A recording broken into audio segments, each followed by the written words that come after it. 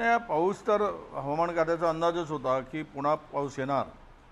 आत्ता झालेला अंदाजित नुकसान शेतीचं आहे ते 50 लाख हेक्टरच्या जवळपासचं आहे.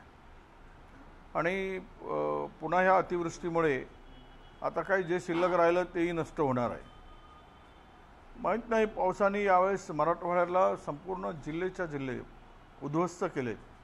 शेतकरी उद्ध्वस्त झाला, घरांची मोठ्या प्रमाणात पडझड झाली, जनावरं वाहून गेली, जमिनी खरडून गेल्या आणि कांद्यापासून तर सोयाबीनपासून मका, टोमॅटो ही सर्व आणि कपाशीपर्यंतचं झळ पोचली. येलो मॅजिक नावाचा रोग आला होता, त्याच्यातूनही काही भागात नुकसान झालं. आणि या सगळ्या नुकसानीमध्ये शेतकरी सावरणं आता फार कठीण झालं आहे. कारण असं आहे की ठीक आहे, काही नुकसान झालं, अर्ध तरी पीक हातात येईल, पण ती परिस्थितीसुद्धा नाही. 100% पिकं उद्ध्वस्त झाली, नष्ट झाली. आणि म्हणून आता केवळ ते आम्ही पंचनामे करू, माहिती घेऊ आणि त्याच्यानंतर मग रिपोर्ट करू वगैरे या भानगडी करण्यापेक्षा शासनाने त्वरित केंद्र सरकारकडे प्रस्ताव पाठवावा आणि केंद्राची टीम बोलवावी. ही सगळी परिस्थिती लक्षात घेऊन 50,000 रुपये हेक्टरी मदत करावी, तरच काही ना काही आधार शेतकऱ्याला होईल. नाहीतर त्यांची चूलसुद्धा उद्या पेटणार नाही, अशी स्थिती आज मराठवाड्यासह विदर्भातील काही जिल्ह्यातील शेतकऱ्यांची झालेली आहे.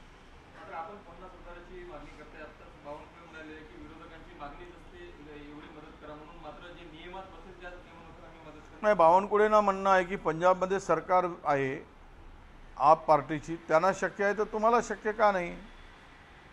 मग कशाला लोकांना तोंड दाखवायला बांधावर गेलात?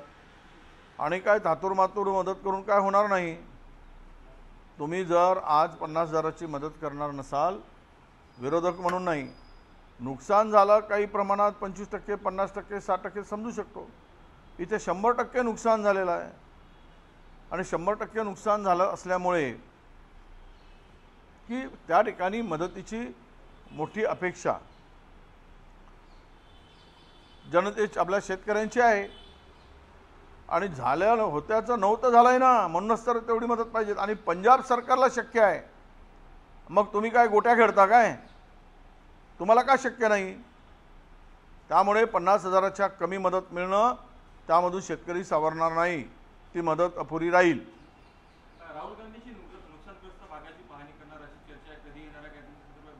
नाही, मी सुद्धा चॅनलवर बघितलं आहे. आम्ही महाराष्ट्रातील ही सगळी परिस्थितीची माहिती त्यांच्याकडे दिली आहे. आता त्यावेळेस त्यांचा दौरा ठरेल. अतिवृष्टी पुन्हा ठरते आहे, येते होणार आहे असा अंदाज आहे हवामान खात्याचा. त्यामुळं त्यांना आम्ही माहिती दिली आहे. आता कधी देतील हे आज काही नक्की सांगता येणार नाही.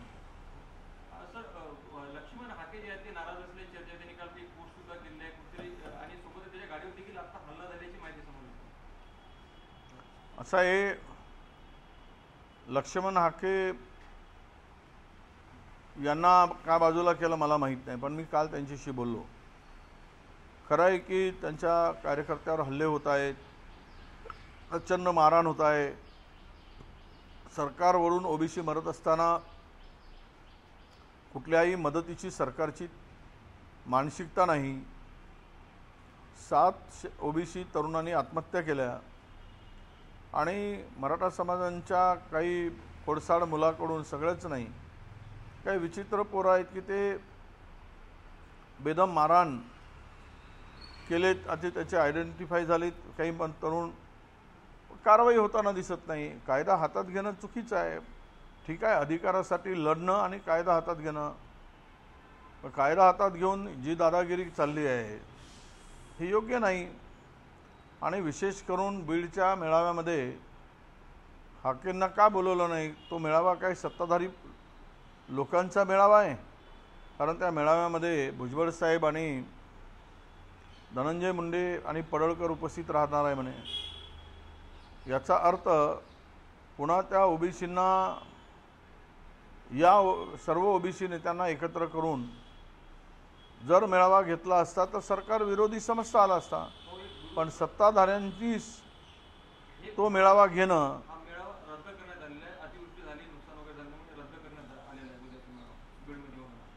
नाही, चांगला घेतला निर्णय, कारण तिकडे संपूर्ण शेती उद्ध्वस्त होताना हा मेळावा घेणं योग्य नव्हतंच. तो निर्णय चांगला आहे, आम्ही स्वागत करतोय.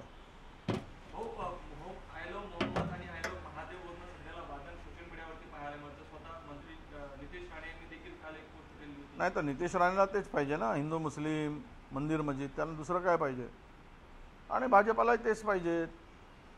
आयलोयू मोहम्मद कोणी लावला बोर्ड त्याच्यावर कारवाई करायला पाहिजे, वाद संपवायला पाहिजे. पण जाणून बुजून हे असे धंदे आपणच करायला लावायचे, आपसात आपणच लढवायला लावायचा आणि सत्तेची पोळी खायची, हे चालबाज आहे सरकार. यांना माहीत आहे काही न करताही हिंदू मुस्लिम मोहम्मद महादेव करत राहिलं तर लोक मतं देतील, म्हणून सरकार पुरस्कृतच अशा प्रकारचे घटना घडवतात असा आमचा थेट आरोप आहे. जर तुमच्या हातात सत्ता आहे दिल्लीपासून गल्लीपर्यंत, तुम्हाला कोण थांबला आहे अशा प्रकारच्या, त्याला उत्तर का द्यायचं आहे? तुम्ही असे कराल तर आम्ही असे करू, कशाला हे सोंग आणि ढोंग दाखवायची गरज आहे? जर तुम्ही कोणी चुकीचं काही केलं असेल, वागला असेल, बोलला असेल, लिहिला असेल तर कारवाई करा, पण वादच वाढवायचा हिंदू आणि मुस्लिम आणि सत्तेची पोळी बांधायची आहे, तर हे मला वाटतं की या सरकारची ही विकृत मानसिकता आहे असं मी मानतो. बस मैं तुम्हारे वो खाली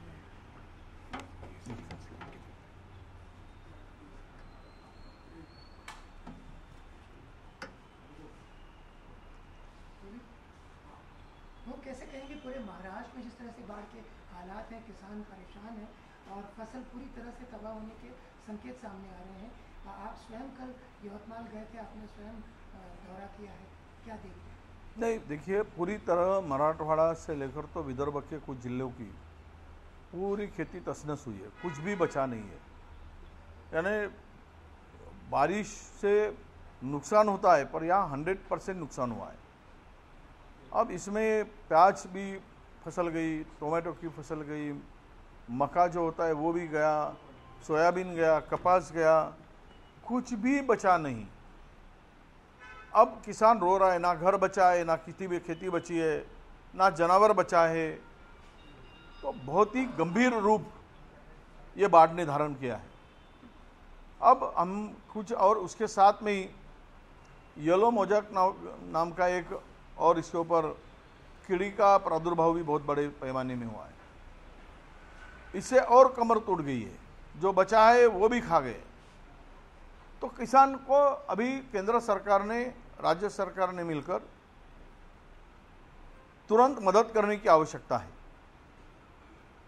अगर पंजाब सरकार 50,000 रुपये पर हेक्टर 2 हेक्टर तक मदद कर सकते हैं तो महाराष्ट्र की सरकार भी उतनी मदद कम से कम करे, ये किसानों की मांग है.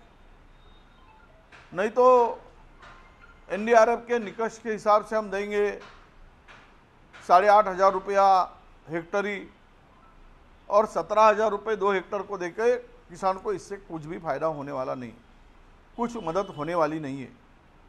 कम से कम इतनी मदद मिलेगी तो किसान के यहाँ चूल्हा जलेगा और रब्बी के लिए भी उनको मदद होगी. जो सीड लगने वाले हैं रब्बी के लिए, जो आवश्यकता है रब्बी फसल के लिए, नहीं तो वो भी फसल बर्बाद हो जाएगी और इससे किसान संभलना मुश्किल हो जाएगा. तो हमारी मांग है सरकार से, तुरंत केंद्र सरकार को प्रस्ताव भेजे, केंद्र की टीम बुलाए. 50 लाख हेक्टर से ज़्यादा नुकसान हुआ है और बारिश आ ही रही है. कल के बारिश से और भी बड़ा नुकसान होने जा रहा है. सब रास्ते बंद हो चुके हैं, हाईवे बंद हो चुके हैं और किसान के आंखों में बहुत आंसू है, रो रहा है किसान.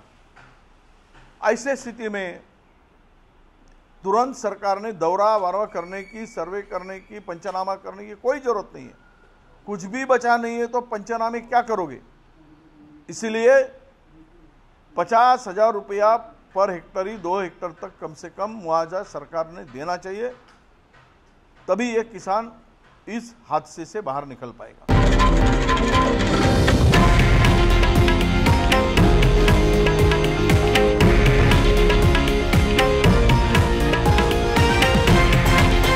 हे आहे देशातील नंबर 1 न्यूज नेटवर्क आणि आपण पाहत आहात TV9 मराठी, एकमेव।